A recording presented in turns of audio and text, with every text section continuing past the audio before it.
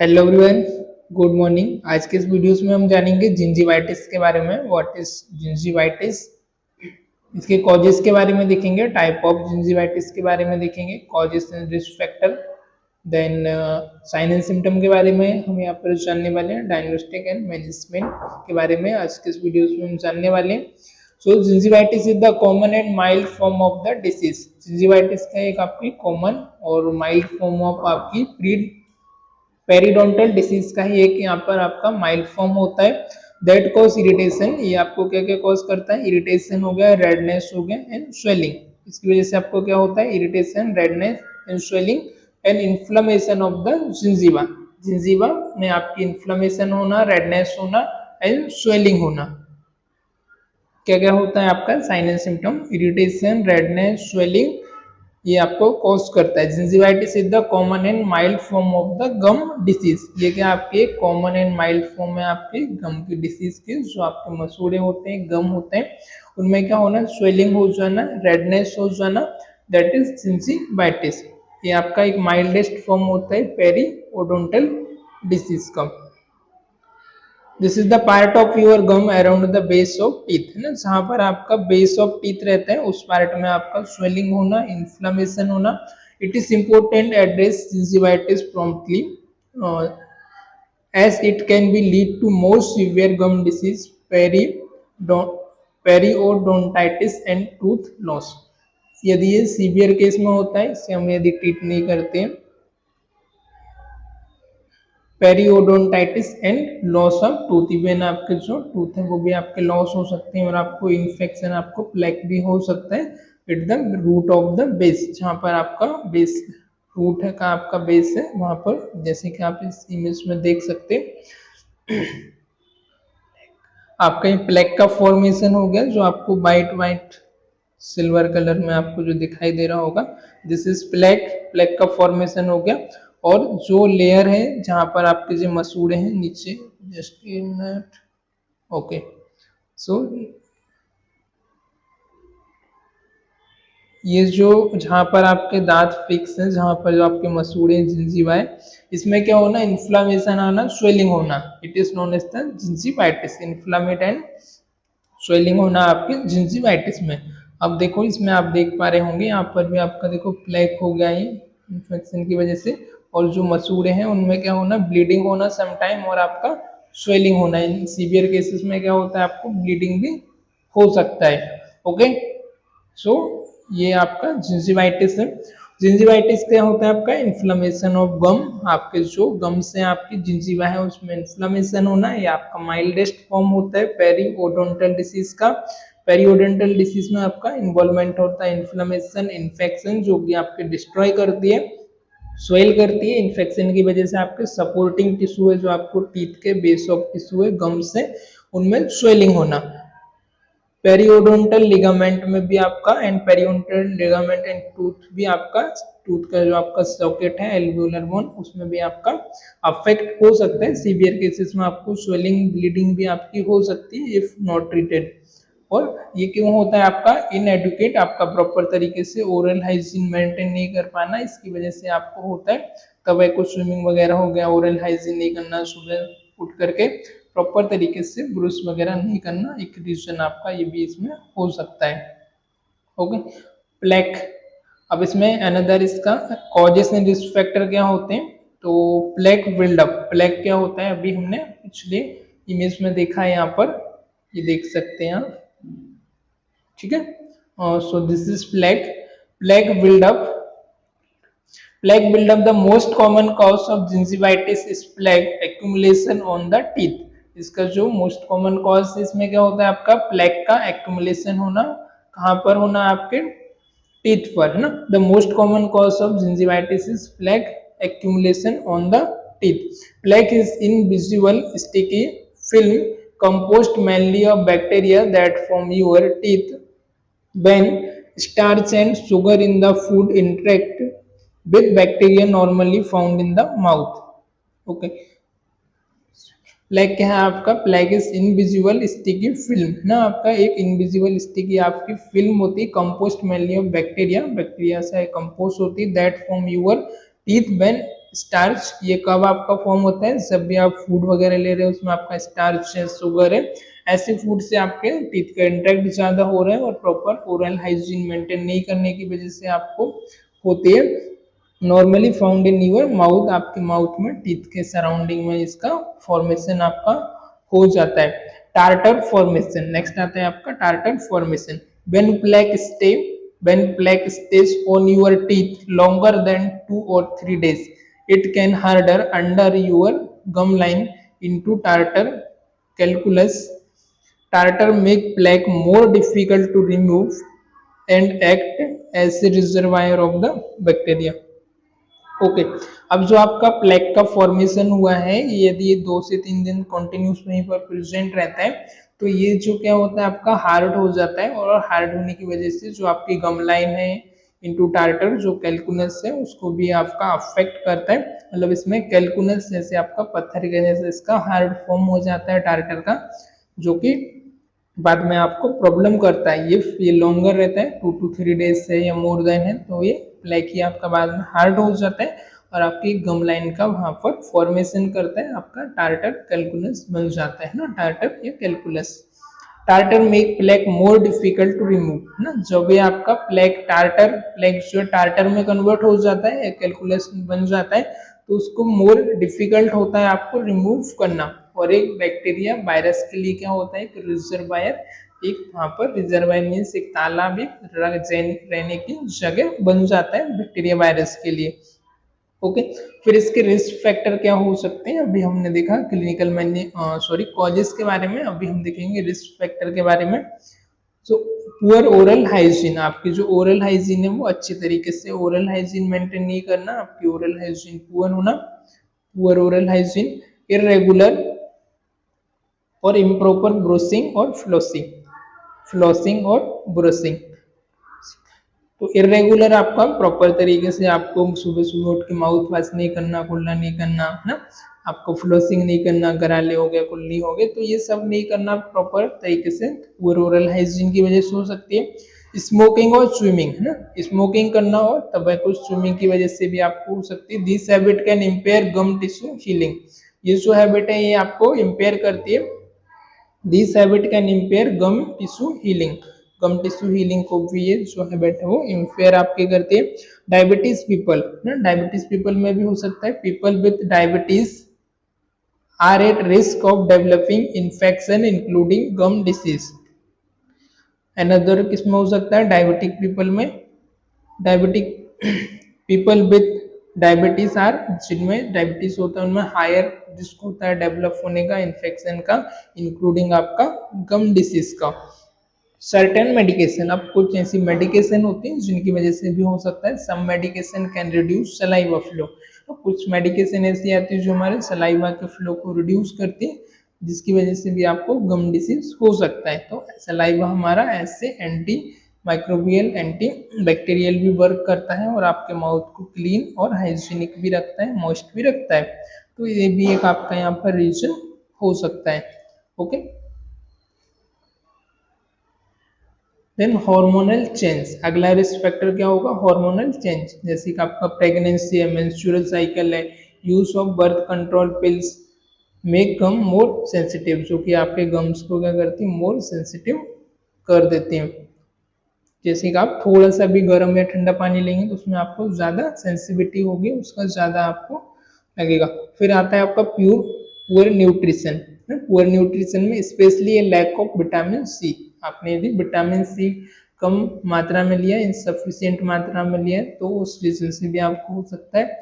कुछ आपकी medical condition होती है जैसे कि आपका डिसीज सच एज कैंसर हो गया, HIV हो गया, और compromise immunity, immuno compromise patient में भी आपका हो सकता है कैंसर, HIV या इम्यूनो कंप्रोमाइज पेशेंट्स में।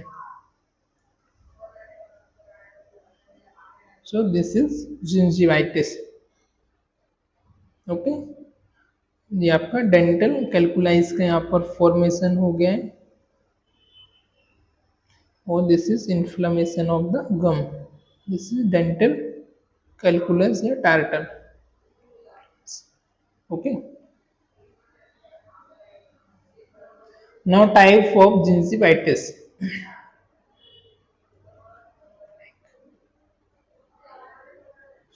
तो फर्स्ट वन है यहाँ पर आपका plaque induced gingivitis caused by the dental plaque buildup.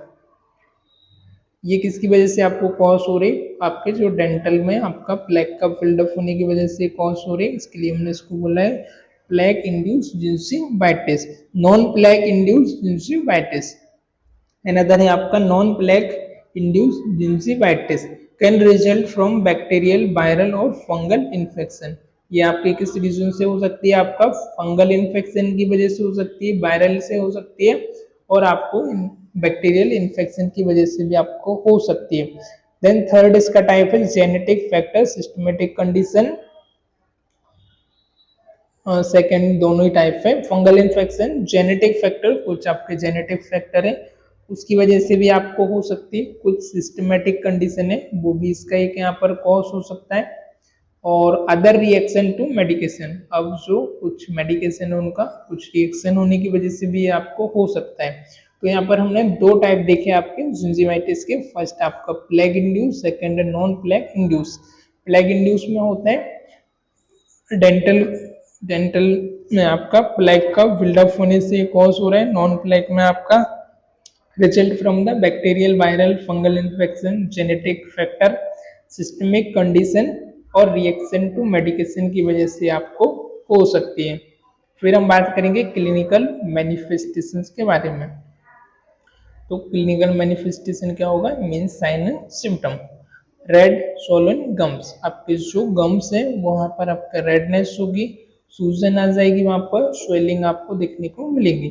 Gum that bleed easily when brush और फ्लशिंग, जो भी आप ब्रूस करेंगे या फ्लशिंग करेंगे तो आपके गम से इजली ब्लीडिंग होना शुरू हो जाएगी। बैड ब्रीथ, जब भी आप ब्रीथ लेंगे तो आपको बैड ब्रीथ आएगी, फाउल स्मेल आएगी। डिसेंडिंग गम्स, जो आपके गम्स हैं वो भी आपके धीरे धीरे करके इरोस होना शुरू हो जाएंगे। टेंडर ऑन गम्स, जो आपके गम्स है वहां पर आपको टेंडर हार्ड होना शुरू हो जाएंगे। Okay, this is red and swelling of gums, plaque का फॉर्मेशन, टार्टर का फॉर्मेशन, बाद में ये प्लेक आपका टार्टर में कैलकुलस में कन्वर्ट हो जाती है। साइन एंड सिम्टम में क्या होगा आपका, bad breath, gum that easily bleed, sensitive to heat and cold, tender और pen.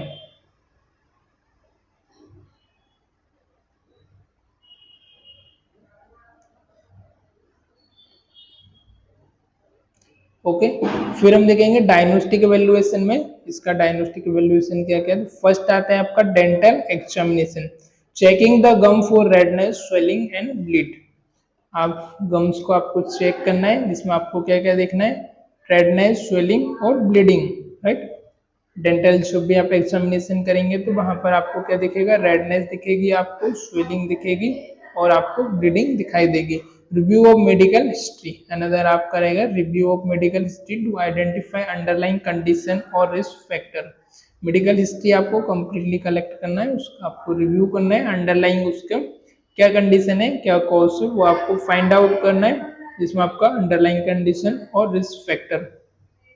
Dental X-ray to check for the bone loss in areas where the dentist see deeper pocket. Okay, dental x-ray आपको करना है check, bone loss के बारे में आपको check कर सकते हैं, भाई बोन का इसमें इंक्लूडमेंट तो नहीं है, वो आपको चेक करने के लिए आप डेंटल एक्सरे भी कर सकते हैं। डेंटिस्ट सी डीपर पॉकेट है ना, जो उसका सॉकेट है, पॉकेट है, वहां पर आप डीपर चेक कर सकते हैं, बोन्स में इरोजन्स वगैरह, बोन्स में किसी प्रकार का इन्वॉल्वमेंट तो नहीं है। मेजरिंग पॉकेट डेप्थ, जो पॉकेट है उसकी डेप्थ भी आप यहाँ पर मेजर कर सकते हो। Using dental probe to measure the depth of pocket, dental probe आता है उनका आप यूज करके डेंटल पॉकेट की जो डेप्थ है ना, अराउंड जो टीथ है उनको आप मेजरमेंट यहाँ पर कर सकते हैं। फिर हम बात करेंगे मैनेजमेंट के बारे में, इसका आपका मैनेजमेंट क्या होगा, प्रोफेशनल डेंटल क्लीनिंग। प्रोफेशनल आपको यहाँ पर डेंटल क्लीनिंग करना है, सॉरी मैनेजमेंट आपका professional dental cleaning, remove of plague and tartar from the teeth above and below the gum line। Treatment option में आपका आ जाएगा professional dental cleaning, remove the black. Professional जो डेंटिस्ट होते हैं उनके पास आपको जाना है, उनसे आपको एडवाइस लेना है, जिसमें वो क्या करेंगे, जो भी डेंटल पर आपका प्लैक है, जो टार्टर है, कैल्कुलाई, उसको रिमूव करेंगे from the above, from the teeth above and below the gum line, teeth के अबव और जो बिलो द गम लाइन है वहां पर। देन नेक्स्ट आ जाएगा आपका scaling and route planning. Scaling या रूट प्लानिंग जो है वो भी आप यहाँ पर कर सकते हैं। A deeper cleaning method to remove bacteria from the root canal, from the root of the teeth, जो आपकी रूट कैनॉल है, रूट प्लानिंग है, वो भी आप यहाँ पर प्रेफर कर सकते हैं एज पर डॉक्टर के ऑर्डर के अकॉर्डिंग। डीपर क्लीनिंग मेथड जो होती है जिसमें हम क्या करते हैं, deeper cleaning method to remove bacteria from the root of teeth, जो टीथ का रूट होता है, जैसे कि ये जस्ट एग्जांपल यहाँ पर आपका टीथ जो है, ये आपका टीथ हो गया और यहाँ पर सिचुएटेड है ना, तो इसकी जो रूट कैनॉल है इसका हम क्या करते हैं, इसका ओके, सो ये इसकी क्या हो गई, रूट कैनॉल हो गई है ना, डीपर साइड इसकी जो रूट, तो इसको हम डीप क्लीन करते हैं, बैक्टीरिया वायरस जहाँ पर भी है इसको हम रिमूव करते हैं, दैट इज आपका scaling and route planning. Okay, फिर अगला आता है आपका एंटीबैक्टीरियल माउथ वॉश। जो आपका एंटीबैक्टीरियल माउथ वॉश आता है वो आपको यहाँ पर अप्लाई करना है to reduce bacterial load, bacterial का लोड जो है वो रिड्यूस होगा इससे। मेडिकेशन एंटीबायोटिक में भी prescribe for the severe cases, यदि सीवियर केसेस है तो एंटीबायोटिक भी आप प्रिस्क्राइब कर सकते हो। फिर हम बात करेंगे होम केयर के बारे में। अब आप होम केयर क्या ले सकते हैं जिससे कि आप इसे प्रोटेक्ट या प्रिवेंट कर सकते हो। सो प्रॉपर ब्रूसिंग, आपको प्रॉपर तरीके से ब्रश करना है ट्वाइस ए डे, दिन में आपको 2 बार करना है, सुबह एंड शाम, सुबह उठने के बाद, रात को खाना खाने के बाद, सोने से पहले। टूथपेस्ट कौन सा यूज करना है आपको, फ्लोराइड टूथपेस्ट, जो फ्लोराइड उसमें आता है कंटेंट होगा वो टूथपेस्ट का आपको यूज करना है। फ्लॉसिंग डेली, डेली आपको फ्लॉस करना है to remove plaque from between teeth ना, टीथ के बीच में जो आपका फ्लैक है वो आपको रिमूव हो जाए, इसके लिए आपको फ्लैक को रिमूव करने के लिए डेली आपको फ्लॉसिंग करना है। रेगुलर डेंटल विजिट, रेगुलर आपको डेंटल विजिट करना है। प्रोफेशनल क्लीनिंग एंड चेकअप ना, चेकअप और आपका प्रोफेशनल क्लीनिंग होना चाहिए। Healthy diet, avoid sugary food and drinks, sugary food और ड्रिंक को आपको अवॉइड करना है। डाइट भी आपका हेल्दी होना चाहिए। फिर अगला आता है आपका प्रिवेंशन है ना, हाउ टू प्रिवेंट, कैसे आप इसे प्रिवेंट करेंगे। Maintain good oral hygiene, good आपको ओरल हाइजीन मेंटेन करना है, ब्रश करना है और रेगुलरली आपको फ्लॉसिंग करना है। रेगुलर डेंटल चेकअप, डेंटल आप चेकअप कर सकते हैं, जो प्रोफेशनल डॉक्टर्स हैं उनसे आप एडवाइस ले सकते हैं, क्लीनिंग एंड एग्जामिनेशन आप करवा सकते हैं। हेल्दी डाइट, डाइट जो है आपकी हेल्दी होना चाहिए, शुगर फ्री आपकी डाइट होना चाहिए, ज़्यादा आपको शुगर का और ड्रिंक का कंज्यूम नहीं करना है। डाइट आपकी बैलेंस होना चाहिए जिसमें आपका रिच विटामिन्स और मिनरल्स होना चाहिए। यदि स्मोकिंग करते हो, टोबैको च्यूइंग करते हैं तो आपको स्मोकिंग एंड टोबैको प्रोडक्ट को अवॉइड करना है, स्टॉप करना है। और control medication, manage diabetic and other systemic condition effectively. Other कोई कंडीशन है तो वो आपको मैनेज करना है, जैसे कि आपका डायबिटीज हो सकता है, कोई भी आपको सिस्टमेटिक कंडीशन है अदर अंडरलाइंग कॉज से, तो आपको वो मैनेज करना है।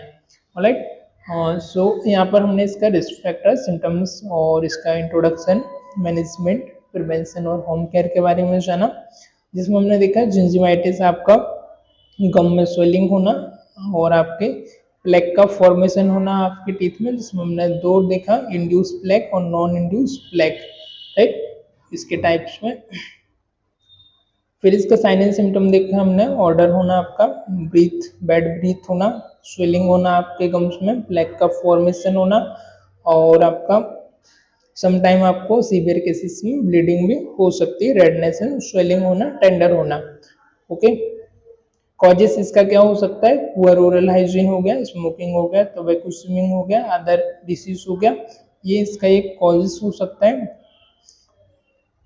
और फिर इसका मैनेजमेंट में आपका आ जाएगा, इसका रूट कैनोल आप रेफर कर सकते हैं। उसके बाद फिर दूसरा आपका प्रॉपर आपको ब्रूसिंग करना, होम केयर में फ्लॉसिंग करना, रेगुलर आपकी डेंटल विजिट होना, आपकी डाइट जो है हेल्दी होना, मैनेजमेंट में आपका प्रोफेशनल मैनेजमेंट में डेंटल क्लीनिंग आप करा सकते हैं, एंटी बैक्टीरियल माउथ वॉश का यूज करना और समटाइम आप एंटीबायोटिक भी ले सकते हैं।